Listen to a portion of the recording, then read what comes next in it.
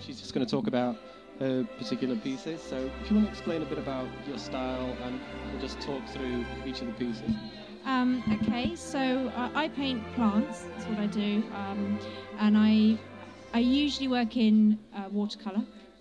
I'm trained as a scientist, as a botanist, but my fascination has always been from a sort of aesthetic point of view. I find them very beautiful, and so that's why I paint them, really. It's looking at the essence of them and their meaning, and trying to make something that's very mundane very, very beautiful. This one is a collection of orchids. It's called a Miltoniopsis, the deep purple one. It grows in Brazil. So yeah, this one. What inspired me? I saw a range of climbing plants just literally on my fence, and I thought it was just really beautiful the way that they'd all twined together, particularly the tendrils of the passion flower.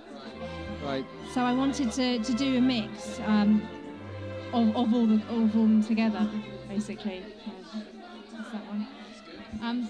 This one of the rows is a proper study. It's a botanical drawing, a scientific one. So I've done the dissections to show the flower structure inside, which is what you would expect. Okay, yeah, that's interesting. Yeah. And it's called Playboy. Yeah, that's the variety name. So yeah, so like roses and tulips and those sorts of flowers, they tend to have, rather than a species name, they have a little variety name.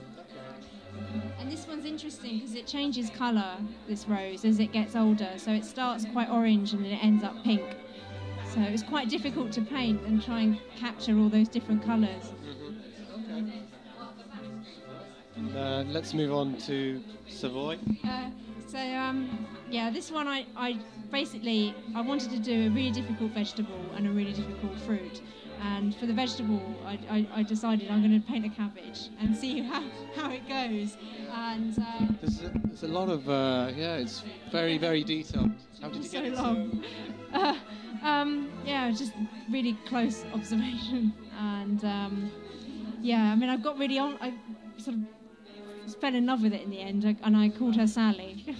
She's got a name. Okay. Good. So, and the grapes was what I considered to be a really difficult fruit with the different reflections, and I was finding it actually really hard to do because they just weren't looking 3D enough. And I had a dream. It was of an eclipse, and looking at the crescent shape and then the light and how it moved. And the fact that when the moon is over the sun, you get that sort of halo around it. And I said, it kind of had a brainwave, and I realised that the light not only is on a highlight, but you get light on the other side. So you get a shine, and then a sort of a secondary shine, and that's what makes it look 3D. Right. So it after lots of studying, it kind of came into my head in a dream. Okay, that's great. Okay, all right. Well, thanks a lot for your time, and good luck for the future. Thank you.